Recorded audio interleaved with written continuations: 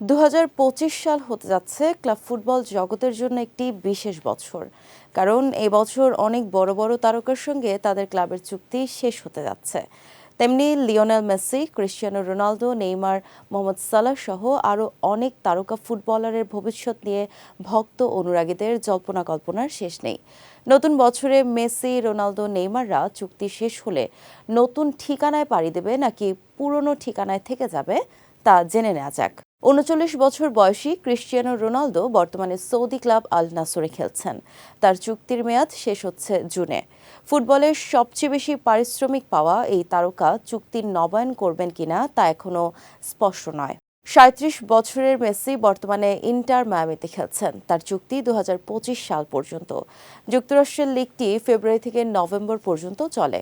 বিশ্বকাপের সময়সূচির কথা মাথায় রেখে মেসি হয়তো মায়ামিতেই থেকে যেতে পারেন। নেইমার বর্তমানে আল হিলালের খেলোয়াড় হলেও চোটের কারণে দীর্ঘদিন মাঠের বাইরে ছিলেন। এ কারণে তার আল হিলাল ছাড়ার সম্ভাবনাটা অনেকটাই নিশ্চিত। ব্রাজিলিয়ান তারকার পরবর্তী গন্তব্য হতে পারে ইন্টার মায়ামি বা ব্রাজিলের কোনো ক্লাব। মোহাম্মদ সালাহর চুক্তি জুনে শেষ হচ্ছে। আল হিলাল ও আল ইত্তিহাদ তাকে নেয়ার জন্য আগ্রহী। সালাহ ছাড়াও লিভারপুলের ভার্জিল ফন ডাউক এবং ট্রেন্ট আলেকজান্ডার আর্লন্ডের দলবদলের সম্ভাবনা জোরালো।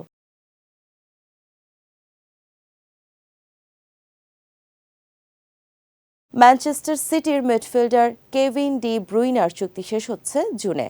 চোটপ্রবণ হয়ে পড়ার কারণে খেলার ধার কমে যাওয়ায় তার নতুন কোনো ক্লাবে যাওয়ার সম্ভাবনা উড়িয়ে দেওয়া যায় না।